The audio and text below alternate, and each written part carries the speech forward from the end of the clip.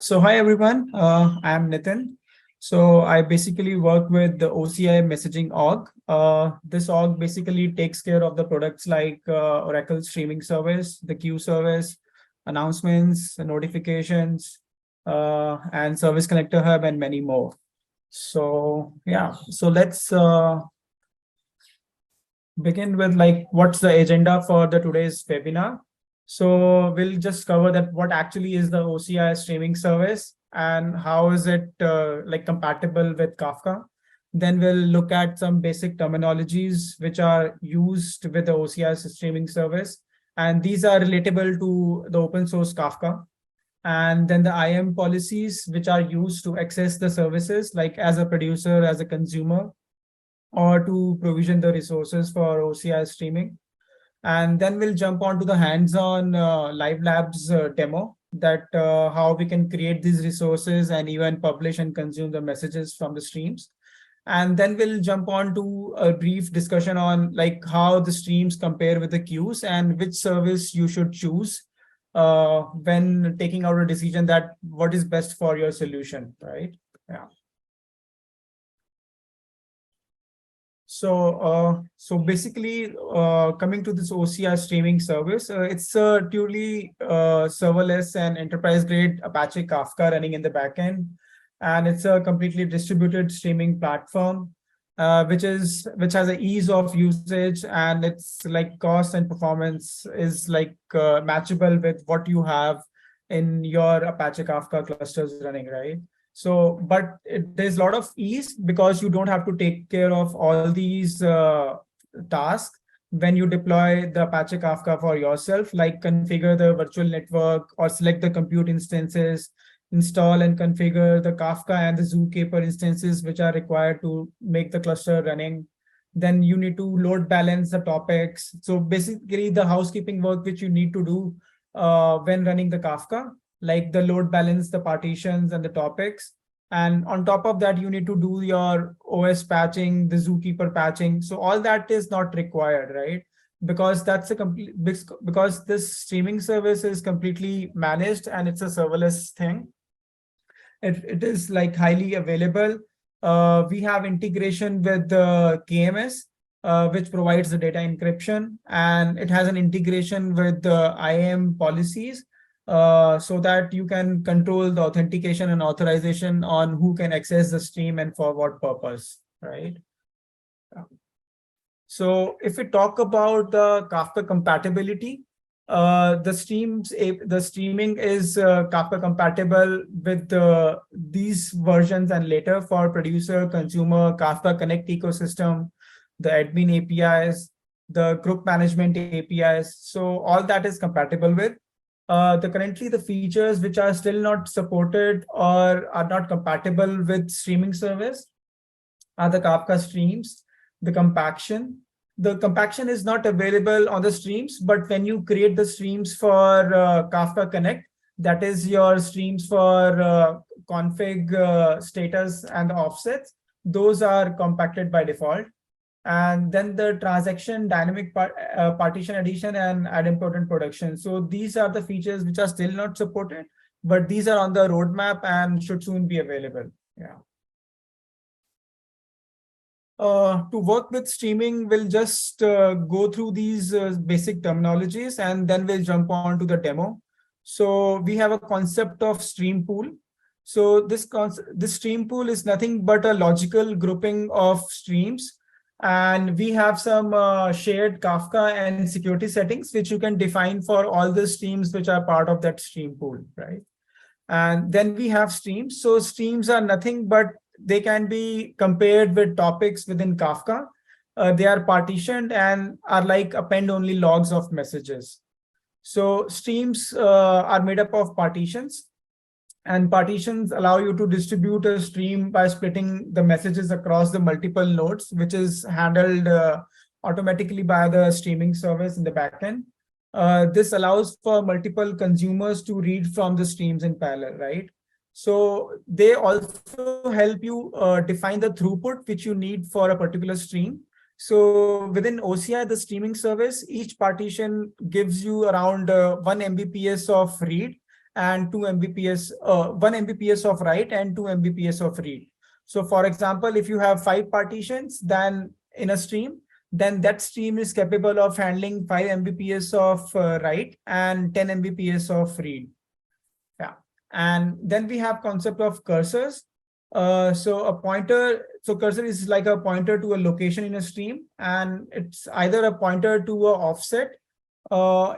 offset which is provided when you publish a message to the stream, or it's a time in a partition. Like if I have a cursor to the time, then I can move to that time and start reading from there. So basically, the cursor is managed by the consumer groups. So we'll look at like what consumer groups are. So consumer groups is like the group of consumers which read from a particular stream, and at any given time, the messages from specific partition can only be consumed by a single consumer in the group, right? So we'll look at this in a pictorial way in the next slide, but yeah. So, and what is an offset? So offset is the location of a message within a partition. So when you publish a message, the Kafka, the OCI streaming service or the Kafka assigns an offset to that message, right? And that is unique for every message. Within streaming, these offsets are not dense. What that means is that it might be that you have an offset 1, 2, then you skip 3, and then you have 4, 5, but they are unique in nature, right? And then we have a key, which is provided as a part of a message when you publish a message to the stream. So basically, all the messages having the same key will be grouped together and will be part of the same partition. Yeah. So how does all these terminology fit in together? So we have a producer, for example, which publishes the message, for example, A, B, C, D, and we have different keys for these messages. Like A has a key K1, then K2, K3, and B also has K1, right? So, and for example, if we have stream with 2 partitions, then based on the hash, which is calculated for that key, keys will be grouped in a partition. So for example, in this case, I have taken like K1 and K2 will be part of partition 0, and K3 will be part of 1. So it's not necessary, you cannot choose it that which key will go to which partition. This is automatically taken care by the hashing function, which is used in the backend, right? So now on the right-hand side, we have consumer groups. So each consumer group will get all the messages, and all the messages are strictly FIFO within a partition. So suppose if we have consumer 1 and consumer 2, then consumer 2 is assigned here the partition 1, and consumer 1 is assigned partition, for example, 0, where the messages for K1 and K2 are available, like A, C, and D. But consumer 2 gets only the message for partition 1, which is message B, right? But in a different group, like, so it is, so each consumer will get 1 partition assigned. In this case, if we have 2 consumers, but like in case of third group, the group Z, we have single consumers. So all the partitions are assigned to the same consumer, right? But in any given point in time, you cannot have same partition being assigned to multiple consumers within a group, right? Yeah. So the IAM policies which are required to work with the streaming. First one is like to manage the resources, like to create the stream or to create the stream pool. Then you need an access, or you need an IAM policy to manage the stream family, which will look something like allow a group to manage stream family in a tenancy or in a compartment.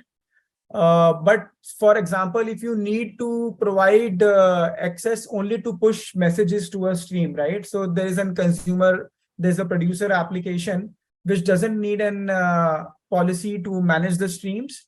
So we can just give them the policy that they can only push the messages to this stream, right?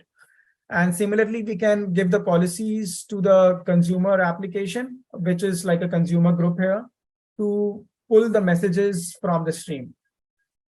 We can also restrict the producers and consumers that to which stream or stream pool they can access, like by adding these where conditions to the policy, that if your target stream ID is like stream OCID, or target stream pool ID is like a particular stream pool. Yeah. So jumping on to the hands-on live labs, just to see that how do we create the resources. So I'll go to this link, like if you have this, or I can put this in a chat window.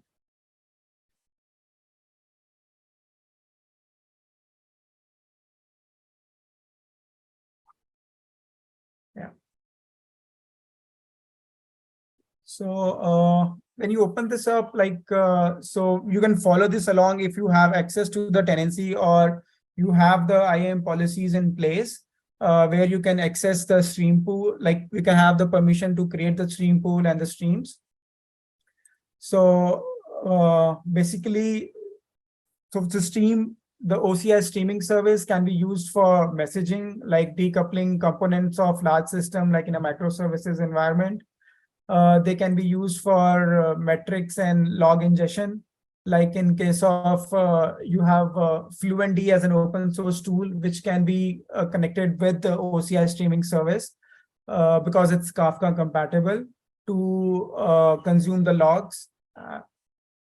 Similarly, you can have this for real-time data for web and mobile activity, like click streams or page visits. And then you can also have your events, infrastructure events, being available in the stream to work with. So for this hands-on, I'll be using Oracle Cloud Shell. This is a shell environment, like an instance which is available within the HTTP environment, where you can run your commands. And the OCI SDK is already set up in this Cloud Shell environment. So you don't have to configure this manually. But if you have access to the console Cloud Shell, then this is already done for you. So moving on to the get started. Yeah, so this is like the basic housekeeping, like you need to log into your Oracle Cloud. Like if you have not done that before, you can just follow the instructions here, like with the account name, and you can use either the SSO if you have the SSO account, and then you will be taken to the dashboard. Yeah, so yeah. I can show you the dashboard. So when you arrive here, you can search for streaming. Yeah, and you will be taken to this streaming dashboard, where you can look into the streams, stream pool, the Kafka Connect configuration, and the service connectors if you are using any to connect your streams with other services within OCI, right? So jumping back to the live labs. So yeah, stream pool, we have seen that it's a logical grouping mechanism to organize and manage your streams. So we'll look at how we can provision and provision the stream pool and the streams. So we'll be using the OCI CLI to do this, but you can use an SDK, which is based on the same set of APIs which are exposed for this. The CLI is built on Python, so we'll be using the Python SDK in the backend, but you can directly use the Java SDK or the Python SDK to execute the same set of commands and create your resources. And you can also use Terraform to build this automatically via the Terraform also. So first one is that we need to create a stream pool. So while creating the stream pool, you need to mention the stream pool name, the compartment. So this is the compartment which I am working with. So I have chosen this compartment. And then you can select the type of endpoint you need. So usually the public endpoint is enough for most of the use cases. But in case if you need a private endpoint, then you need to provision a VCN. But for the demo purpose, we'll just use the public endpoint. So what happens in the private endpoint is that a single IP address from your VCN gets assigned to this stream pool, so that your other services can access this stream pool via that IP address, right? And this is not accessible on the web. But with a public endpoint, there's a public endpoint available on the internet from where you can access the stream, but only after authentication and the authorizations which is set, right? Next is like how you want to encrypt the messages on the fly and as well as at rest. So encryption can be like Oracle managed keys, or you can configure your own vault and integrate. So the service is already integrated with KMS. You can choose your like vault if you have already created one. But for now, for the demo purpose, we'll just use the Oracle managed keys for this. Yeah. So there are some other options which are available. For example, auto create the topics. This is similar to the Kafka setting, like auto create topics enable, because when you publish a message to a particular topic, and if that topic is not available, if this configuration is set, the topic will automatically be created for you. And when you define that, you can set the default retention period and the number of partitions for those topics which are created automatically.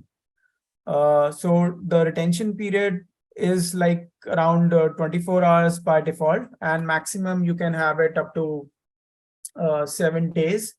And same is like number of partitions. So you can have any number of partitions based on the throughput you need for this, right?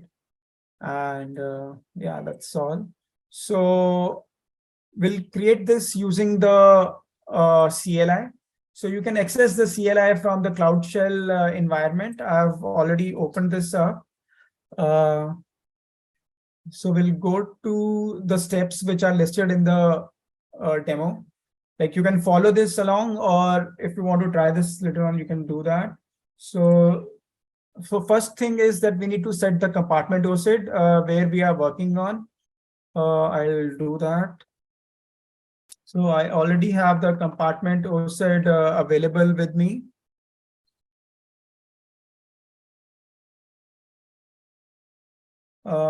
You can get this from the identity service, which is available here. Like you go to this, then go to compartments, and the compartment you are working on, you can get your OCID from there. So once we have set this, then we can list the stream pools which are already available.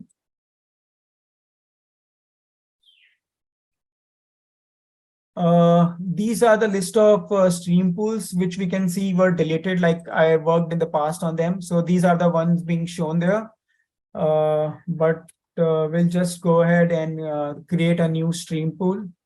Like OCI streaming admin will use this command. So you can run these. So we are using the CLI, but you can do this using the SDK as well, right?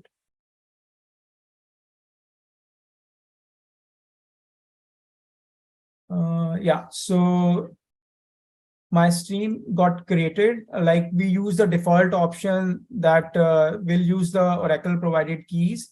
And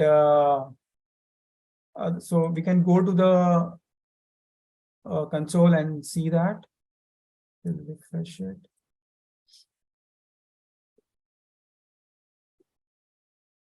Yeah, so you can see that my public stream pool got created here. We can go and check out the settings. So the endpoint is public. You can, if you want to configure your Kafka client, that is the open source Kafka client. If you want to configure, then you can go to this Kafka connection settings, And you can use this as a bootstrap server for this. Since we are working in the Phoenix region, you will have US Phoenix one, but this will change depending upon like in which region you are working. But rest of the URL remains the same and the port is 9092. The Kafka uses an SASL for authentication. We have the username. Username is basically your tenancy name, your user account, and the stream pool ID, which is being used. And the password is the authentication token, which you can generate in your account, or you can ask the admin to generate for you and share it with you. So rest of the settings are like security protocol is SASL, SSL, and the mechanism is plain. So these are the settings which you can set in your Kafka-based client to connect to the stream, right? Okay. So next is like, how do you delete the stream pool? But we'll not do that for now. We'll leave it to end and we can try that later on. We can export the stream pool OSID because that will be needed for creating the streams, that in which stream pool we need to create our streams. So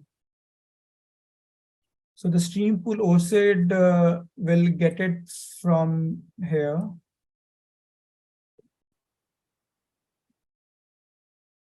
Yeah. And then we need to create the stream inside the stream pool. We can list the streams. Let's check that out. So basically, these are the streams which existed before and are deleted. Like we can see them here in the streaming dashboard. So these were two of the streams which I worked on before and like are deleted now. We can go ahead and create a new stream.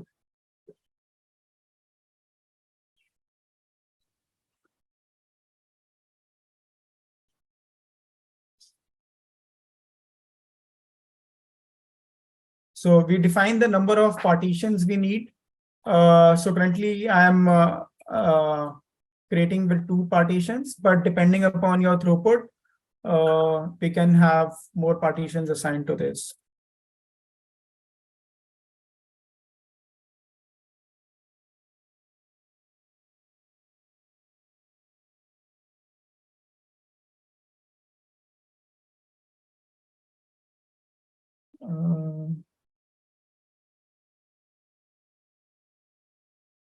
So I have exceeded the number of partitions in my, so I need to go and delete some of the streams.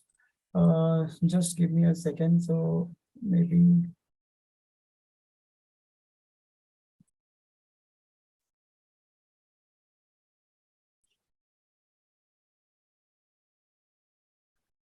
So you have the quota available in your stream, in your tenancy, that how many streams and partitions are available to you. So depending upon that, you can assign the number of streams and stream pools. So we can delete the number, the streams if they are existing any. I can delete this one.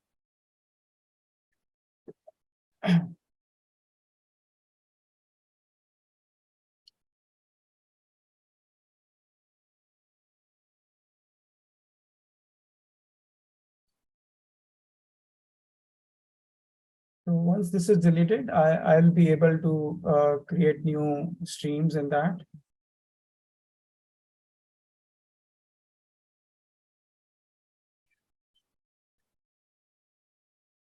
Just a second, I think it will take a minute.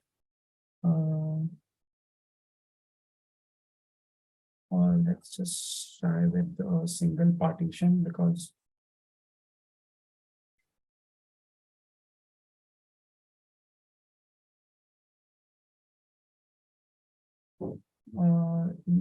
each 1 second.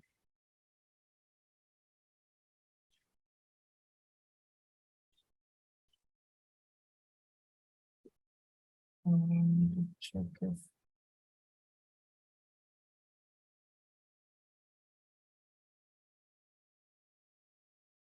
I'll delete for this for now.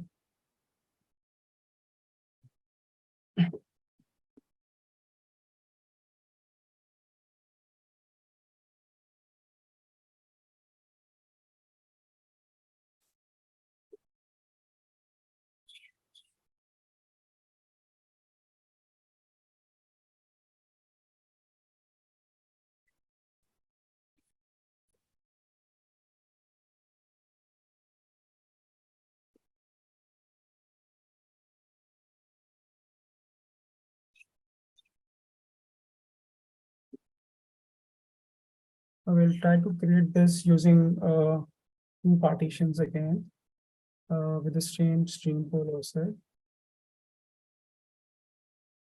Okay, it's not creating a.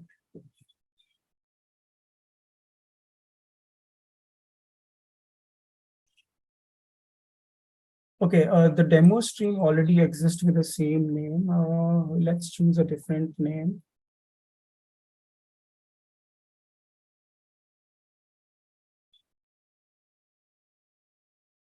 Okay, we have that being created. Let's just, yeah, demo stream. Okay, so that initially one also got created with the single partition, and now we created this with two partitions, but we'll use demo stream 2 for our work. Yeah. Okay, so we can take a look at the settings which are available when we create a stream. You define the stream name, the pool. You can choose the pool like where this has to be associated with or part of it. And then you define the retention in hours, that how much time you want the messages to be retained in the stream. So by default, it is 24 and maximum it is like 168 or 7 days. Then the number of partitions you want to assign to this stream. This depends upon how much quota or the limit is available in your tenancy. So for each partition, it gives you a throughput of 1 Mbps of write and 2 Mbps of read. So if you have two, then it becomes 2 Mbps of write and 4 Mbps of read, and that keeps on increasing depending upon the number of partitions you assign to this. And for management purpose, like you can have your tags defined that, for example, this is for development or production or whatever. So you can have your own set of tags being defined to stream resource. Yeah. So we have this stream active now. We'll move on to the next section of publishing messages to the stream. We'll look at how we can do that. So as of today, the message size which is available, the message limitation is that only 1 Mbps of 1 MB of message can be published. But for handling large messages, we suggest that either we use chunking, like split the message into multiple parts and then push it. So that is one option which has to be taken care by the application. And then next is that if you have large payloads like a video file or a audio file or some other JSON which is more than 1 MB, then your object storage, like you can store that payload into the object storage, and you can use the pointer or the URL for that file as a message, right? So while processing the message, the consumer can take that URL, go to the object storage location, get that payload and start processing that. So these are the two options available. Yeah. So for publishing the message, we'll just use this command, like we'll have the stream OCID being set first. Yeah.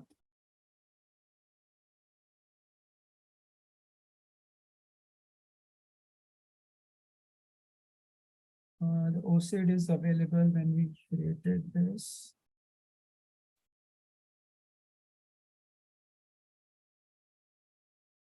Okay. Okay. Now we can run this command. So basically what we are doing here is publishing a message, like two messages. So there's an array of message, which is, this is already base 64 encoded, but the values K1, K2, we'll just see in the console that what messages have been published. Yeah.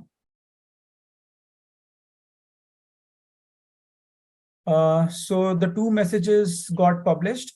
One is like set in partition 0, and other has been in partition 1, and the offset of both of them is 0 because like both of them landed in a different partition, right?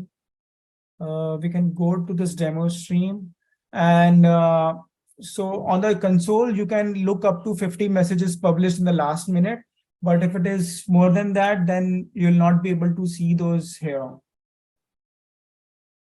Right. So I had the key 1 and key 2 as the key, and value 1 and value 2.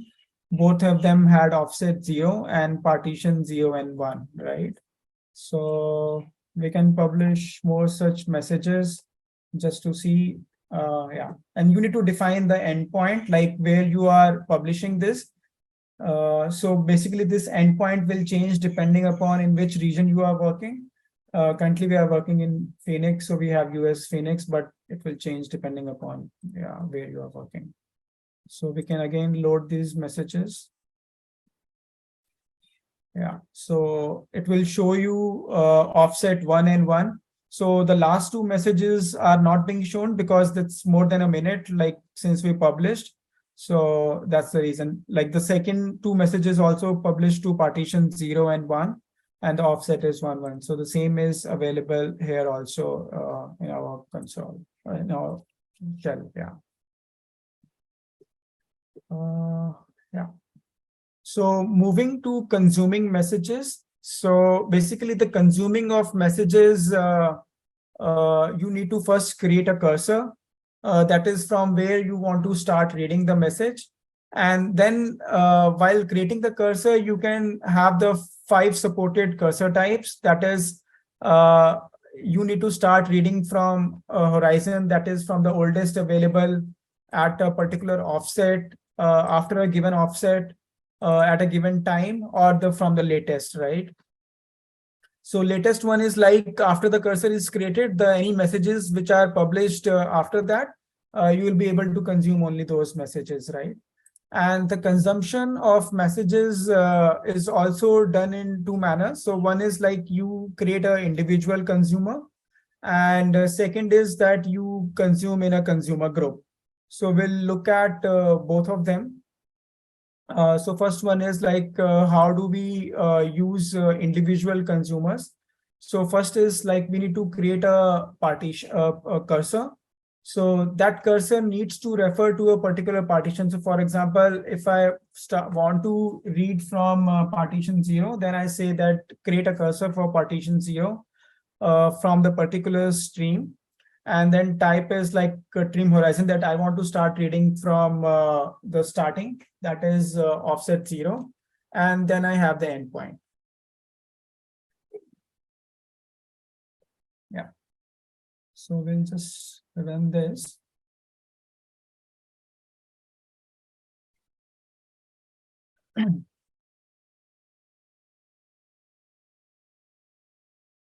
So yeah, after running this command, we have the cursor value.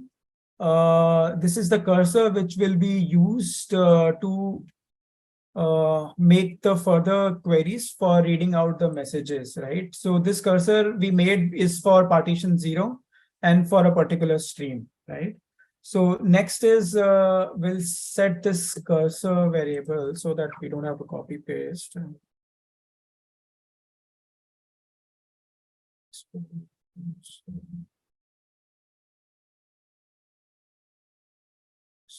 we got that set, and then we already have the cursor and the stream OCI available.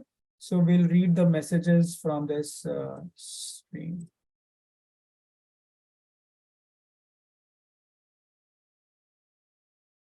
Yeah. So now you can see that so we are reading from partition 0. The offset is 0 and 1. So we have two messages available. And then the stream is the demo stream 2, because we are referring to that within this stream OCID, which you have already said. And the value is the base 64 value, which is returned. Like in your application code, usually when you are using an SDK, you will have the values available to you. You can decode using a base 64 decoder and then use it. Now, this is the next cursor which is available to us. So this needs to be set again in order to read further if we have more messages being published, right? But since we do not have them, and if we try to set this again,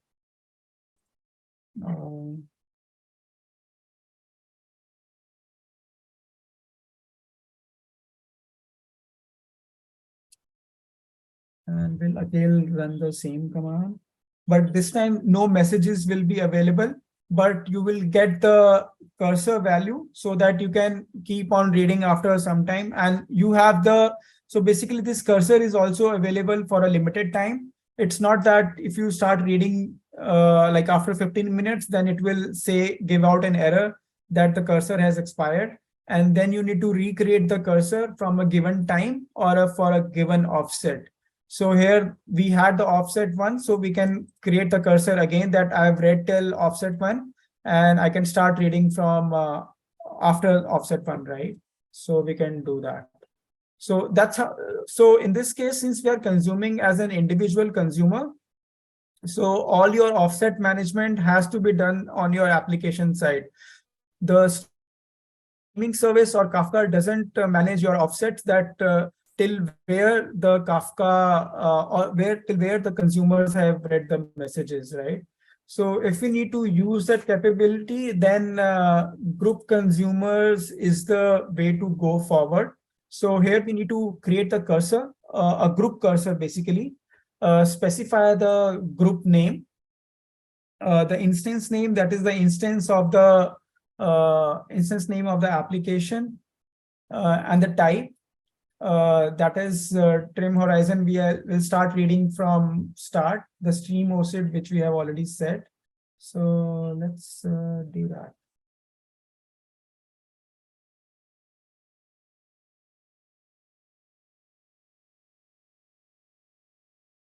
Okay.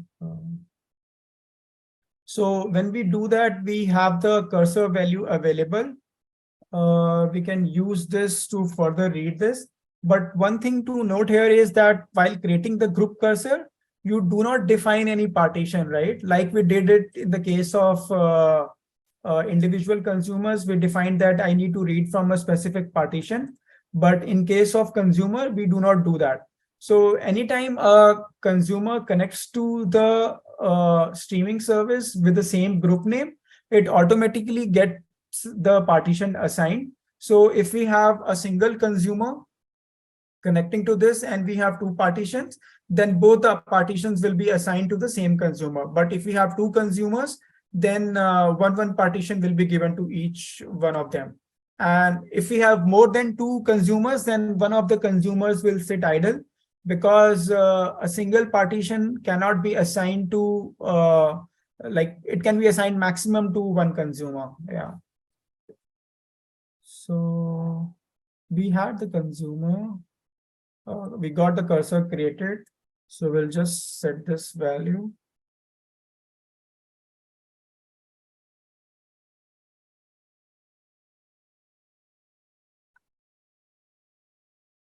Now we have the group cursor created. Now we'll run the get message from this cursor. The cursor already points to that group, so we don't have to define that group name again.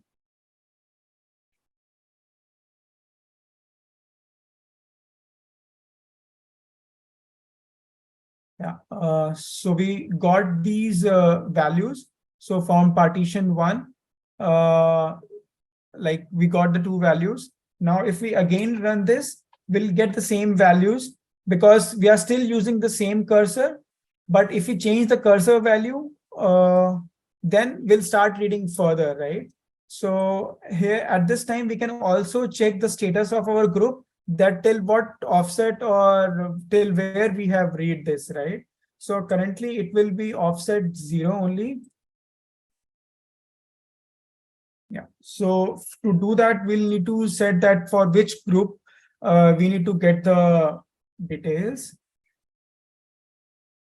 So you can see here the committed offset is still -1 because the commit happens only when you, so it's a commit on get, right? So we need to read it again using the next cursor, then only the values will get committed, and you will see that the offset value committed will be for the partition 1 will be the maximum is 1. So 1 will be committed. So we can do that.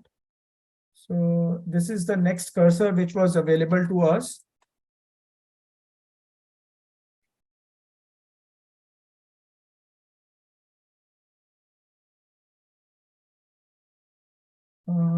Now, if we again read it, we'll not get any values, but yeah. So basically now we'll get the values from the partition 0, right? And the offset for first of this group will already be committed. So we can just check the status of the group again.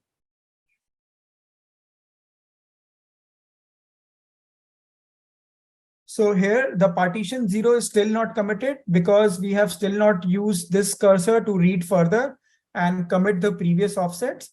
But the committed offset for partition 1 is 1 because we have already used that cursor, right? Now, if we do the reading again using this cursor,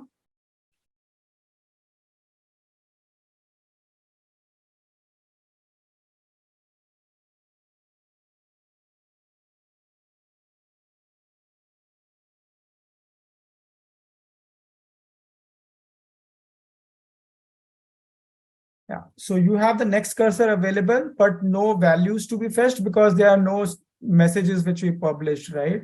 Now, at this time, if we check out the group status, then we'll see that both the groups have the committed offset of 1, 1 each, right? So what we can see here is that uh, the streaming service, the group management feature is already taking care of the offsets, remembering the offsets till which the consumers have consumed. This is the same way how the Kafka consumer groups also work. So you can either use the API, these APIs which we are using, or the SDK. So in SDK, you do not have to, so like what I'm showcasing here, we are copying the cursor and then making the next call. In that SDK, you don't have to do that. That itself manages for you. But in case of Kafka-based consumers, that's in Kafka compatible API. So that also works perfectly with this OSS streaming service. Yeah. So that's the demo part. Like we have almost completed that, how we can produce and consume the messages, like either individually or using a group consumers. So yeah, and so I'll just jump back to the PPT where so many of the times the streaming is confused with the queue service, like when to use queues, when to use streams, right? And so we have the queue service available in OCI, although it is in LA right now and will be GA like later this month. But you can always try that out. And so when to choose which one is, like, for example, if you want to do a work distribution and your processing times are larger, right? So in that case, in case of queues, you can have n number of consumers and there is no restriction on n, right? That I can have as many number of consumers to reduce my backlog in the queue. But that's not same with streaming or with Kafka, right? Because within Kafka or within streaming, within a consumer group, you cannot have consumers more than the number of partitions, right? For example, if I have 3 partitions, then I cannot have more than 3 consumers. Like you can have them, but the consumers more than the number of partitions will be sitting idle, because streaming or Kafka doesn't assign more than like one partition to like more than one consumer. So if you have a use case where like you need to have a long processing timings and you need to scale your consumers based on uh, like your processing needs, and so then queue is the best choice to do that, right? Yeah. Next is like so that's one criteria to choose, and the other is like how is your processing behavior, right? That, for example, do you need to reprocess the message multiple times, same message multiple times by different set of applications? Here in below, you see a CDC use case like change data capture. For example, you have the change data capture stream coming from MySQL using Debezium, which is an open source tool, and it puts out the messages into the stream. Then the same messages can be consumed by different set of consumers in groups. So you have the message ABCD being delivered to group X and the same message being delivered to group Y and as well as Z. So this can happen till the message retention period. And for example, the group X is having its own logic of processing the message or processing the orders, and group Y is like refreshing the cache or whatever, right? So they could be, and the third group could be analytics based on some data which is coming in, right? But that is not the case in queue. In case of queue, you have, if a consumer one has consumed message A, D, and E, then the same message will not be available to second consumer, right? Or any other consumer which is connecting to the same queue. Plus queue also has a feature of dead letter queue. Like if you have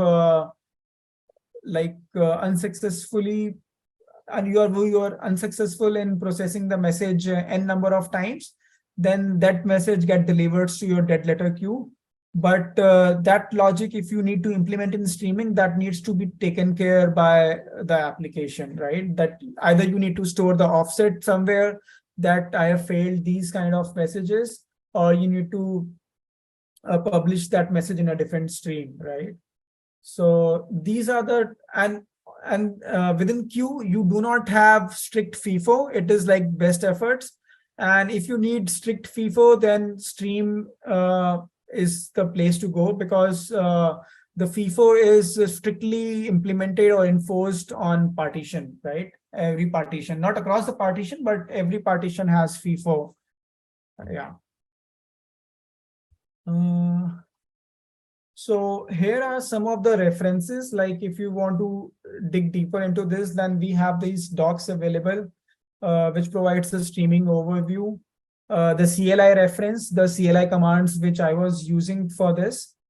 Then how do you want to run Kafka Connect on Kubernetes? So here's a blog which is available.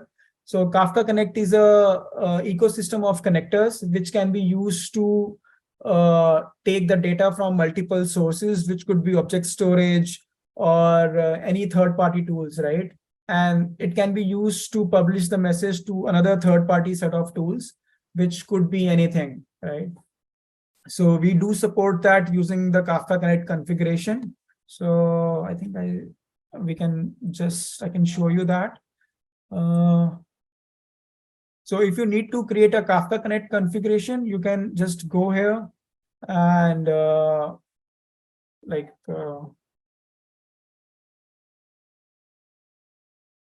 this will create the Kafka Connect configuration.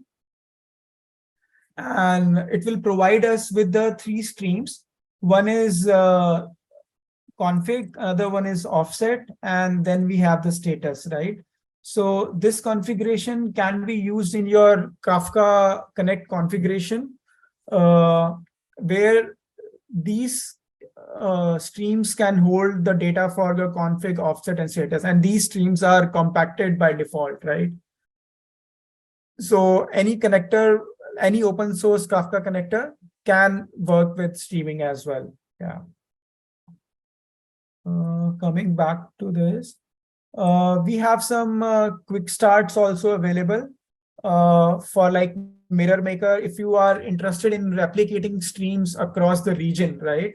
From region A to region B, that's natively not supported in OCI, but we have an open source tool, Mirror Maker, which is available with Kafka, which can be used as is for mirroring the stream from region A to region B, right? Yeah, and Mirror Maker is nothing but a Kafka connector only, like which is mirroring from source as a stream to destination as a stream, right?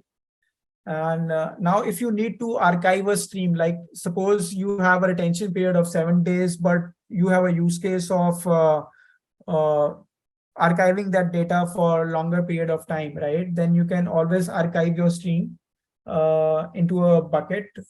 That can be done with the help of SCH, which is a service connector hub, as a service which is provided. So let me show you this. So if you go to streaming, like you have the service connectors here, you can create one of the connectors. So connectors basically take a source and the target. You can take target source as streaming, and then target as object storage if you want to archive your stream, right? But there are other use cases also possible, like if you want to process this messages in a serverless manner, then you can all deliver those messages to functions also, or to notifications to another stream within a same region, and to logging analytics as well. Yeah. Then we have the CDC use case. This is also available as a quick start. So for all of them, you have the Terraform available. You can click a button and the whole stack gets deployed for you in your own tenancy, and you can play around with that. You have the FluentD also available, which connects with the OSS in a streamlined fashion. Like, because everything is Kafka compatible, so open source Kafka tools work with like as a stream, work with no problem with streaming service. Yeah. Yeah, so that's all from my side. So I'll try to answer some of the questions. Let me just open the Q&A. Yeah. So I have this question that how can different messages, how can different message have same key, or how is the key generated for a message? So this is something which your application will do. For example, like I as an application, if I'm producing messages, I'll have an option to define the key for the message, and all the messages which will have the same key will land in the same partition. In which partition, that will depend upon the hash which is generated by the streaming service, but they all will definitely land in the same partition. Yeah. What is a Bootstrap server? So like if you are aware of the Kafka Kafka ecosystem, then Bootstrap server is the server which you connect to. And yeah, so you have, like, if you're aware of the Kafka architecture, then you have the master node, and then you have other nodes in the cluster. And so when you work with Kafka, you can provide all the 3 servers as a Bootstrap server, but when working with OSS, you just need to provide one, and behind the load balancer, we take care of that where the request will be routed. Yeah. Yes, we have this question as how OSS competes with the AWS Kafka service. What factors can be considered while choosing one of them? If I'm like correct on this, the Kafka service offered by AWS is more of like you manage your own cluster. And while what we have in OCI is that we manage everything for you, right? The cluster, the backend, the Zookeeper nodes, the basically everything, the OS patching, the security. Yeah, and we take care of like balancing out the nodes and scaling that up. So yeah, so that's the difference actually between the OSS and the AWS Kafka service. Yeah.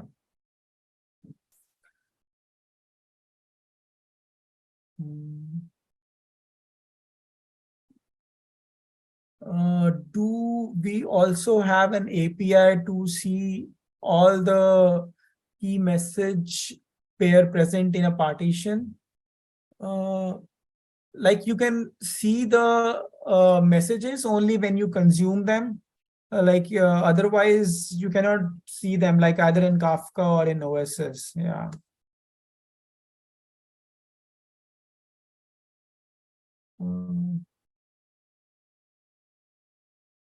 So I have a question, like, how do you publish a message to a particular partition? You don't do that. That's not allowed. The partition is chosen automatically based on the hash of the key. And yeah, so, and if you do not provide the key, the random hash is generated and the messages are distributed across the partition. Yeah.